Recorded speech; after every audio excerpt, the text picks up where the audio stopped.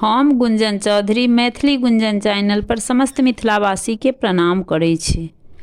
आइ हम एकटा कृष्ण भजन लऽ कऽ उपस्थित छी। एहि गीत के रचना केने छथिन आदरणीय मणिकांत झा जी। आगम निगम सभक जे मालिक तिन कहीं तो अवतार भेलनि। कृष्ण कन्हैया मुरली बजैया मोहन के जयकार भेलनि।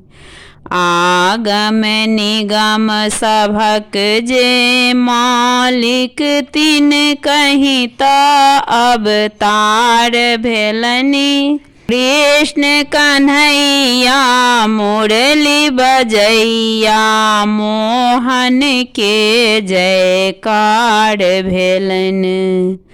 वासुदेवक संग देवकी माता बंद भेल कालक कोठरी।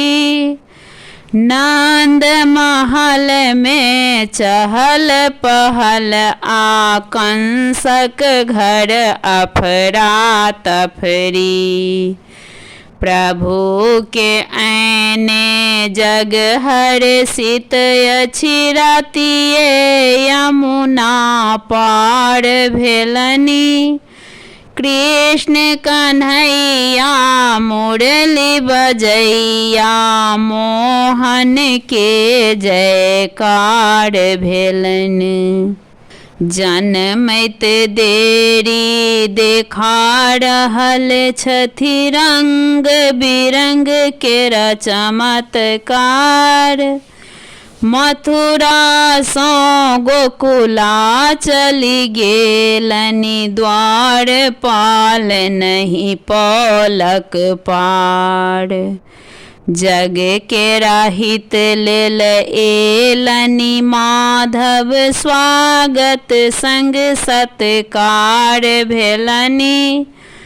कृष्ण कन्हैया मुरली बजैया मोहन के जयकार भेलनि। आंगन नीपल द्वार सजाओल अरिपन लिखल पीसी पिठार। लीलाधारी रास बिहारी अहाँ का महिमा अपरंपार। मणिकांत गीतक पाँति सबके मुरलिक धुन आधार भेलनि। कृष्ण कन्हैया मुरली बजैया मोहन के जयकार भेलनि। कृष्ण कन्हैया मुरली बजैया मोहन के जयकार भेलनि। अगम निगम सब हक जे मालिक तिन कहीं तो अवतार भेलनि।